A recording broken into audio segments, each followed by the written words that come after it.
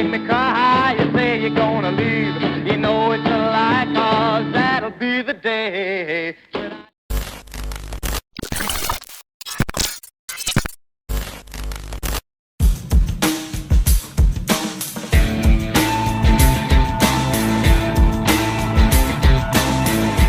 Meskipun karir Buddy Holly hanya berlangsung selama 2 tahun, pengaruhnya terhadap rock and roll dan budaya pop tidak dapat disangkal. Terlahir dengan nama asli Charles Hardin Holly dari keluarga musik di Lubbock, Texas, ia menghabiskan masa mudanya dengan fokus belajar dan bermain musik. Pada tahun 1955, Holly yang saat itu masih remaja membuka diri untuk mendengarkan Elvis. Lalu pada tahun 1957, ia merilis lagunya berjudul "I'll Be the Day" dengan bandnya yang bernama The Crickets. Lagu itu menduduki puncak tangga lagu dan membuat band ini menjadi hit. Dengan kesuksesan lagu mereka, akhirnya Holly and the Crickets melanjutkan tur.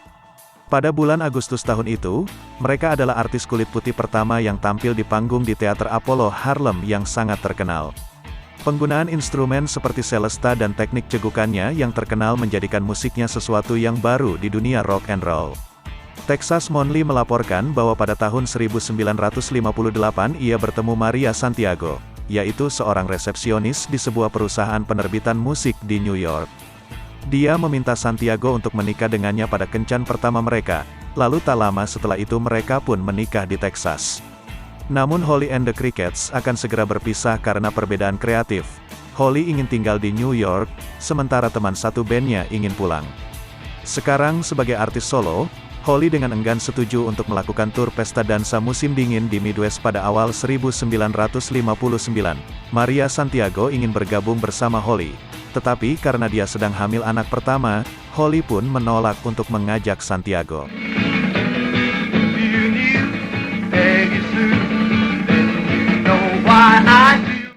Kondisi tur itu brutal dan orang-orang jatuh sakit karena kondisi Midwestern yang membeku.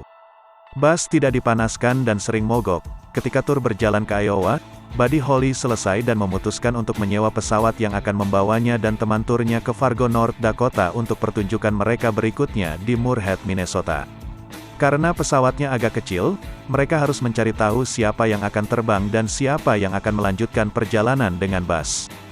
Pada akhirnya Holly, Richie Valens, dan J.P. The Big Bopper Richardson menaiki penerbangan naas itu. Menurut histori, Valens dan gitaris lainnya melempar koin untuk melihat siapa yang akan mendapatkan kursi. Selain itu Richardson menderita flu dan meyakinkan Waylon Jennings untuk menyerahkan kursi untuknya. Dalam sebuah pernyataan yang akan menghantuinya selama sisa hidupnya, Jennings dengan bercanda mengatakan kepada Holly bahwa dia berharap rencananya akan gagal setelah Holly berkomentar bahwa dia berharap bas akan membeku. Setelah pertunjukan yang sukses di Surf Ballroom, ketiganya menuju ke bandara Mason City terdekat dan berangkat sebelum jam 1 pagi. Pesawat jatuh beberapa mil setelah lepas landas. Holly, Valens, Richardson, dan pilot semuanya tewas. 3 penyanyi telah dikeluarkan dari pesawat, dan tubuh Holly ditemukan 20 kaki jauhnya dari bangkai pesawat.